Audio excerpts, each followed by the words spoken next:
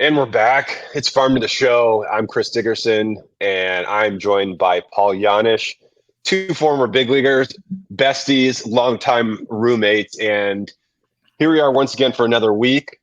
And we're going to get straight into it because I feel like every time we turn around and hop on here, there's a lot to discuss. And maybe that's just attributed to this season that's been happening. I feel like it's been a torrid season from both action standpoint and just off the field storylines. And so let's jump into let's get the our remembrance out of the way. Vida Blue passing away, Yeah. great Oakland A's pitcher, one of seven, yes, only seven Black Cy Young Award winners, member of the 1971, 73, and I believe 76 World Series teams. And him passing, not at a great time for Oakland A's fans. Yeah, no, it's they actually had an event I think like a month ago where he was on the field, and it's crazy stuff like this. I mean, Vida Blue, I think everybody's heard the name, but when somebody like this passes away and you start seeing the stories written and what other people are saying and players, and I mean, he arguably, man, he was maybe one of the best pitcher in the 70s, right? Like there's guys that talk about how he influenced their love of the game and that kind of thing, and on the field, it was a joke, man. He was, I think, in one year he won the MVP and the Cy Young in the same season. He was like for the time frame, literally maybe the best arm in the major leagues. It's pretty cool to recount the career, and then I know he was very philanthropic in that Bay Area thereafter, and I know that at least with the Giants, he pitched with the Giants after the A's, and I think he's still pretty involved with like there's a junior Giant program that it was very evident that he was into giving back to the game, and pretty cool to see that he stayed associated with baseball even after his playing career. Sad to see that he had a bout with cancer. I think for about the last 18 months is what I saw, and unfortunately, like you said, passed away. But no two ways about it, man. On the field and off, I think safe to say he had a pretty tremendous impact on the game of baseball. Yeah, not only that, but talking about the Black Aces, the pitchers that came after him, especially CC coming from the Bay Area, but just being such Dontrell. a huge Dontrell being a huge influence. But like you said, his philanthropic legacy is legendary in Oakland and the Bay Area, and it comes at a time where Oakland is really going through it. They lost a dear announcer, I believe, last year, and another A's legend. So they've dealt with their player passings in the past, and this just as a very turbulent time to say the least in Oakland with the announcement of the team potentially leaving.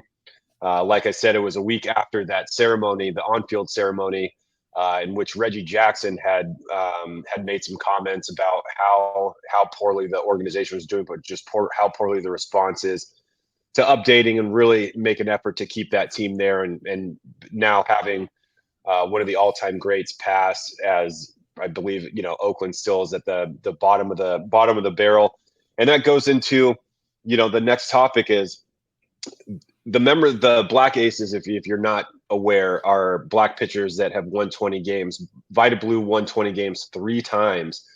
And as a starting pitcher, we fast forward to 2023, where A's starting pitchers do not have a win yet. How is that Yeah, possible? it's hard to understand, man. They've set a record for the most games without a starter, getting a win. It's hard to do. Kind of to your point, doesn't bode well for the for the team right now. But from a math standpoint, you gotta believe that they're getting close. Somebody's got to get through 5 innings with the lead here shortly, hopefully. Yeah, you would think so. You would think so. Um, and it's not so much that they're just not quality starts, but the ones that have gone deep into the game, 6-7 innings, it's been blown by the bullpen, and it's definitely some growing pains over there. But it's such a bizarre stat that who's not been seen in recent memory, for going into May and not having, and setting the record for not having a pitcher with a single win. I tell you what, there's a lot of vultures over Starting there. pitcher.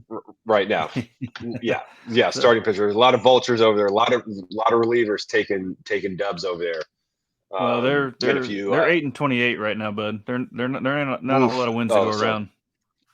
yeah, so I mean that can be spread out over. Yeah, so I mean, really, you could drop eight people, probably have a closer who blew a save and then came back and ended up, with a walk off and ended up getting the dub for it. So yeah, kind of a dubious W for whoever that may have been. Um, Cy Young, Vida Blue, Cy Young Award winner, and 8 MVP. So kind of he was the one of the OGs of the double, which was then later seen in 2012 by Justin Verlander, I believe, winning a Cy Young and an MVP, which is truly rare air. And when it comes down to that, I don't think that there was. I feel like there wasn't much back and forth as in controversy for giving out the MVP to a starting pitcher as there has been when Kershaw and Verlander have done it. I think what he did was absolutely exceptional. I don't think we'll have anybody like that. Actually, that's not true because that takes us to Shohei Ohtani, which again we'll get more into that. But if we're looking at our Cy Young favorites right now, who do you got? Because in the National League right now, like Spencer Strider, every time that guy takes the mound with the way the Braves are going, with the defense they have, the way that they're able to score runs, I think he could easily be a 20-win guy, but his stuff is just, I mean, it's effortless. And if you weren't paying attention or knew about Spencer Strider last year, he finished second in runner-up for National League Rookie of the Year. Yeah. Or I'm Look, going to have to double check. He's putting himself on the map, dude. So Strider's one of my guys as well. Yeah, I mean, he's a couple of stats. He's got a 162 batting average against. Um, he's had quality start after quality start up to this point in the year. Obviously, Atlanta's got a lot going for them right now. We've talked about their, on the position player side, but he's cementing himself in the league. I got to believe the players around the league are talking about not being real fired up about facing him. Obviously, it's power stuff. He leads the league in quads, from what I can tell. Loves a tight pant, and it's just the kind of guy that, like, at least from a team standpoint, that when he's on the bump, there's a psychology over the team that knows, like, hey man, like, it's 6 or 7 solid innings no matter what, and it's probably like a 2 or 3 run day and we win the game. And that's huge for that kind of team. He's gives the bullpen a break in theory on most of the days, and it's he's gonna be tough to beat, man, with that team and that offense. His numbers are going to be pretty good, I think, going down the year. Yeah, and with that club, and he did in fact lose Rookie of the Year to his teammate Michael Harris, and again, just tremendous young talent coming out over there. But like you said, Spencer Strider, just the psychology when he steps on that mound with that mustache. One of his Instagram posts was "You're a daisy if you do," and I thought that was the coolest shit ever. Just because I feel like that's the type of mentality he has on there, just the kind of Doc Holliday. I'm coming right after. I'm coming right after you. Hey, I'm partial to a little Western/Tombstone reference. Okay, that's on the list of best films ever. So I'm in on some Spencer Strider. For me, I'm going to bounce over to the Shea McClanahan from Tampa. Dude, he's 7-0, and every time he goes, I mean, Tampa's again really good team, really good offense. Really, they're playing. They're dynamic on defense. I get it. But man, every time this guy goes out there, they win the game. I don't think they've lost one of his starts this year. It looks like he could be something pretty special as well in that AL East. Yeah, absolutely. I think he was one of the top 3 pitchers in the AL last year. Again, finishing third in Cy Young voting in 2022, and just kind of capitalizing off that. But like you said, it's not just, when it comes down to it, we're not just looking at team wins and determining who could potentially be the Cy Young. His ERA is speaking for itself. I think Garrett Cole was in the driver's seat for a while until recently. I think he got knocked up for 6 runs and then 7 runs. So he's been taking a hit lately, just as that entire organization is right now. But McClanahan and kind of stepping into that premier starting role. I think I believe he was one of the only all-stars. Glasnow has still not come back from his oblique injury, which can, as you know, I don't know if you're familiar with oblique injuries, those bad boys can take forever. They're not fun. And Yeah, the slide is, if when you do it, you can be set back 3 weeks just by a sneeze. So that's going to hopefully take some time, and that's something to keep our eye on as getting Glasnow, a healthy Glasnow back. I mean, that's dangerous when you're talking about really bolstering an already great staff. It just I think it just continues to have this to continue to have that potential for the praise of what is now not a fluke. Let's just establish they're not a fluke. We're midway through May. They're a truly awesome team right now, being led by the potential Cy Young Award winner for the American League. Yeah, yeah, and don't sleep on Cole. I mean, he's to your point, after an outing that wasn't maybe standard issue, he's still got a 2.09 ERA as well. I mean, he's rolling, dude. Right. He's locked in, and the thing, it's a similar. He's farther down the road. Like, we know who Garrett Cole is. He's established. He's done the deal, but he's the rock of that Yankee staff, right? Like, and I think his demeanor and the way that he embraces that's another reason for me he's going to be on that Cy Young list throughout the year, assuming health.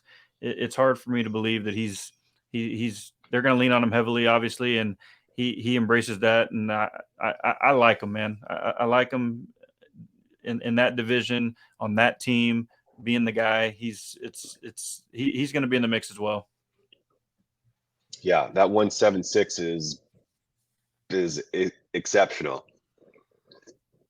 Yeah, man. Let's go. Hey, let's flip over to Ohtani real quick, man, because you're talking about pitchers winning the Cy Young and MVP. I will say, I personally, I don't love that. I'm not taking anything away from the guys that have done it. For a pitcher to win the MVP in addition to the Cy Young, that being said, Ohtani's the guy. I mean, if you're going to have is the only one that it's acceptable for. I mean, he's at the top of in both. I mean, he's got a 125 batting average against him this year, man. Come on, are you serious? Like, it's leading the league. 895 OPS. He's hitting 300. He's got 7 bombs. He's got 5 stolen bases. I mean, he's a cartoon character, dude. I mean, I don't understand. I don't personally understand. I try to wrap my head around it, and CC Sabathia is the biggest Ohtani advocate of all time. He said from day one, his last year, he was like, "This is the greatest baseball player I've ever seen," and nobody understood. Nobody understood. Everybody thought he was bullshitting. But I think you would really have to. And I think I don't want to go down this rabbit hole, but I think this is where we have this unfortunate situation where, like, the TV deals and all these micro markets, they don't have the opportunity to see potentially the two best players in our generation. You have Mike Trout on one hand, who, recent polls in the past, like only 60% of people have ever even heard of Mike Trout, let alone seen him play. And when I talk about Ohtani, it's like you don't understand the stuff that he's doing right now.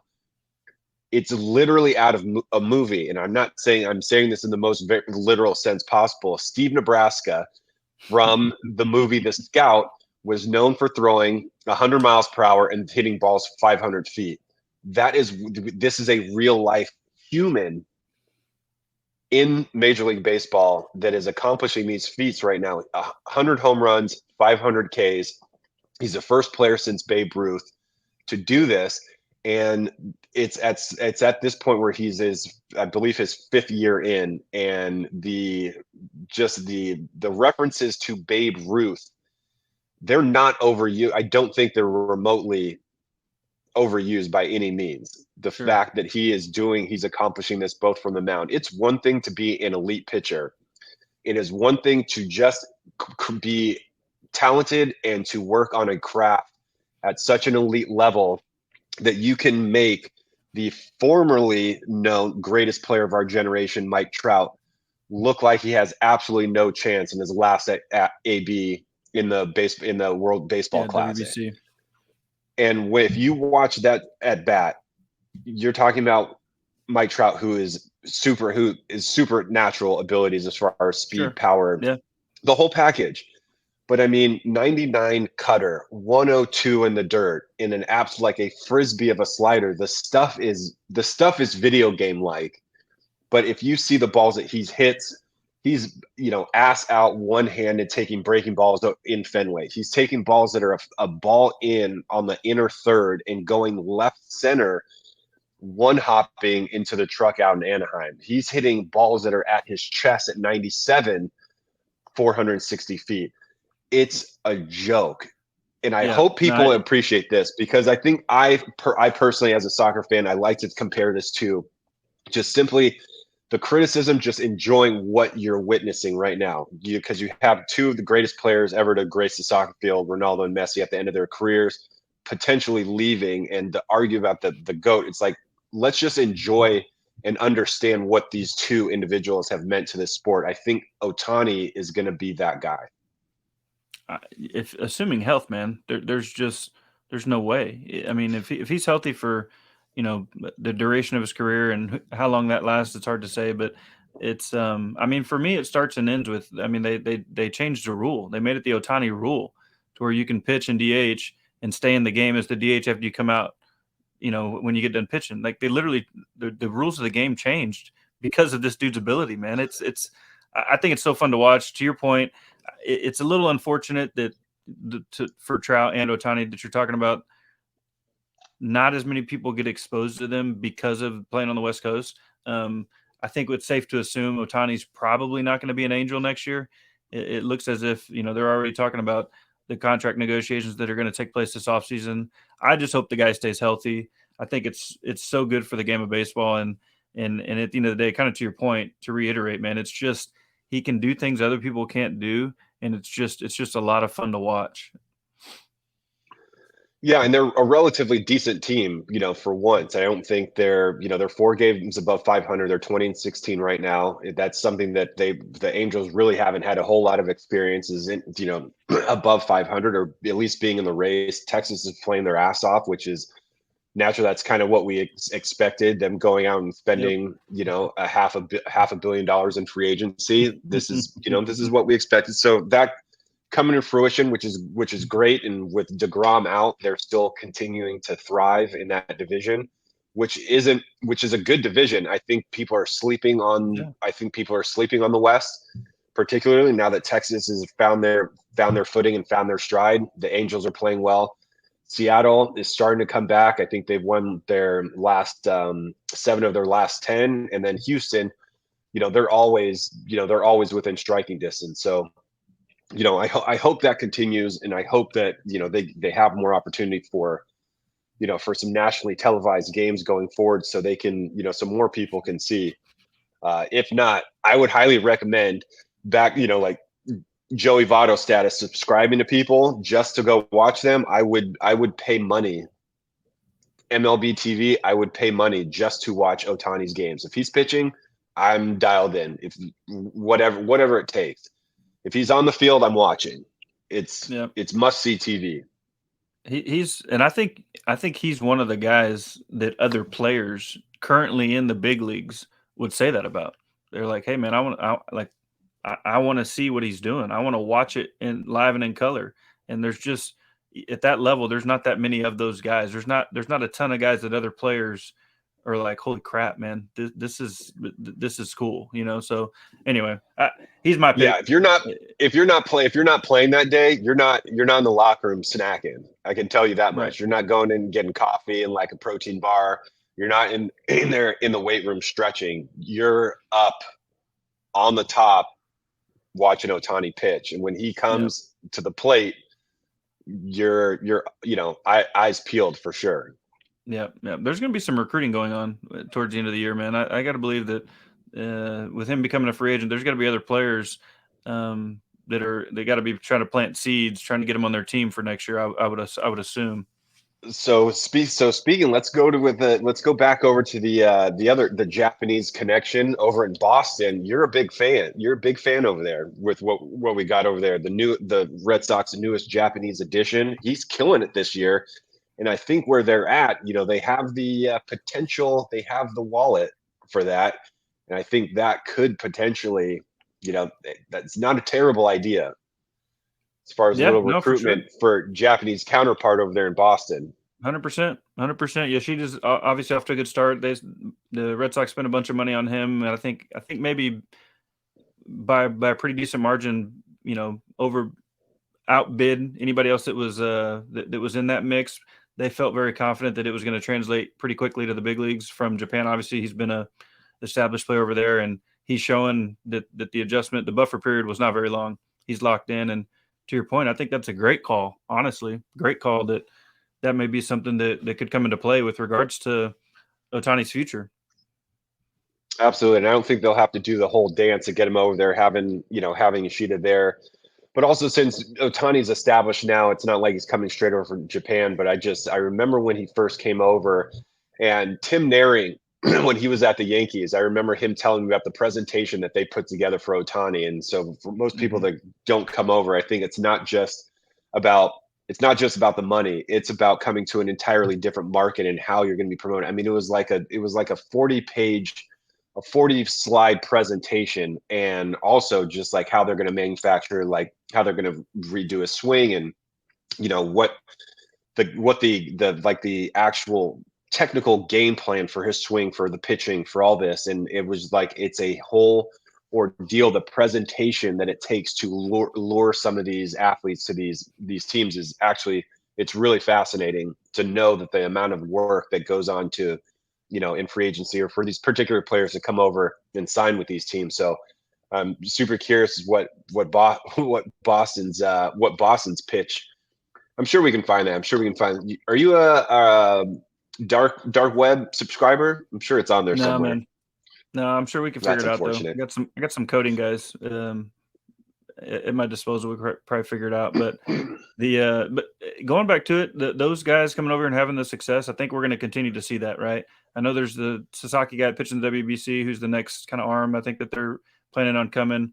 But I think it's going to give teams reason to believe that the buffer period of adjustment is going to continue to get quicker, because there is Ohtani, there is Yoshi, there's these guys that are here now, and there's been a long line of them. It's just becoming a little bit more common for guys to come over and have success and have resources to lean on, and some of the guys around the league now. It's exciting. I think it's obviously, and raises the level of the game, and from a global standpoint, like we've talked about before, it just helps the brand of baseball. Yeah, absolutely. It's and I think this is part of the integration of more of the international. I think, like you said, the World Baseball Classic truly becomes a World Baseball Classic when you have more of this type of talent, but more importantly, the influence that you have globally, to start picking up baseball and in creating, expanding this talent pool of great international players. Let's go to St. Louis. Again, we don't want to be Debbie Downers here with Oakland and going to St. Louis, but it has to be noted that they're having a historically bad season. It wasn't that they were just getting into a slow start. They're having a historically bad season right now. They're on pace to be potentially 51 and 111 wins, or 111 losses, which would tie, I believe, is the 1898 Cleveland team that lost 111 games, but they have not lost 100 games, or even, I think they lost 90 games in 1990, but they have not lost that many games, 100 games, since 1908. Yeah, look, man, they're not going to lose 111 games. They're going to get Wainwright back. Their pitching's going to. It's not going to continue to struggle like it has. Offensively, there's firepower there. They've started the season off slow. There's too many veteran guys over there. I know you're tight with Wainwright. He's as, in terms of the game, as good of a guy, as good of a human as you're going to find, as good of a competitor. They'll get him back in the locker room, back on the field. The middle of that lineup with Contreras and obviously Goldschmidt hit 3 homers the other day. Looks like he's going to get going. Arenado, they're too good for that to happen over the course of the long term. Now, are they going to get themselves too far back in the race to be able to come back and make a playoff run? That's an option, but they're not going to struggle like this the whole year. There's too much talent in that clubhouse for me. I agree, and I'm not biased. I mean, we played in the Central, but too good of a baseball team that I would want to see them suffer in that way. So I'm secretly rooting that they can turn it around. One team that I do not root for, and this, we haven't had very good experiences. Philly, a gentleman fell into the bullpen, and I'm trying to think about the bullpen. I think about a certain home run that was hit off of you when That's we right. were getting blown out. I don't know. I think it was like 18-2, and you had to come and pitch to Jason Worth, and he took full advantage of that and put a ball in the bullpen. Did you see it? How does that happen?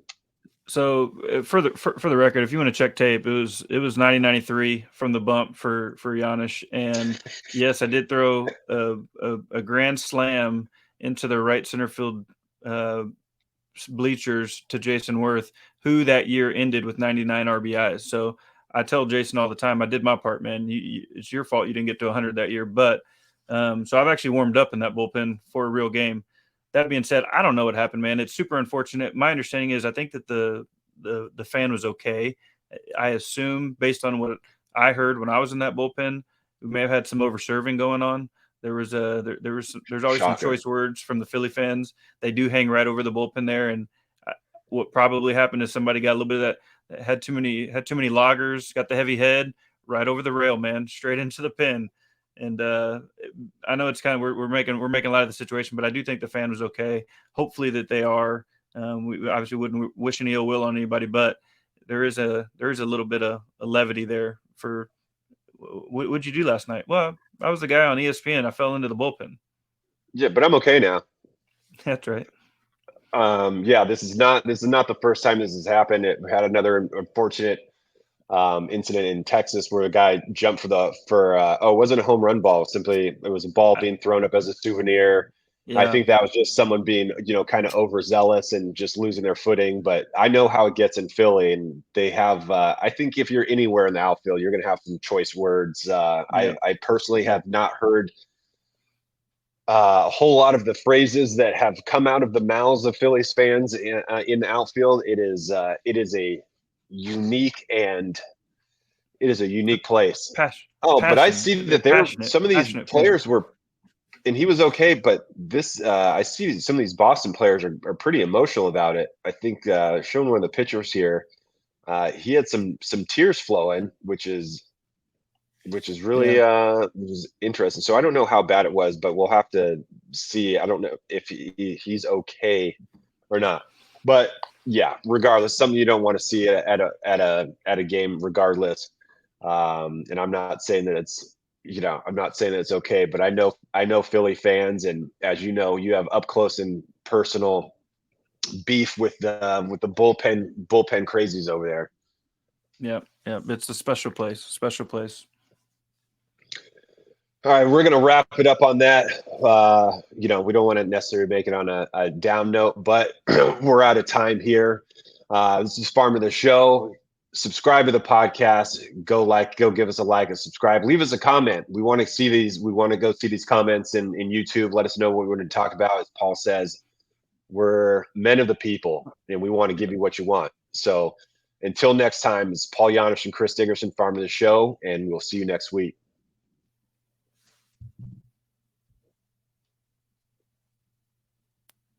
I don't have any control. No, they'll cut us. We probably should have checked and made sure that the fan was okay. If we have to cut that from the deal,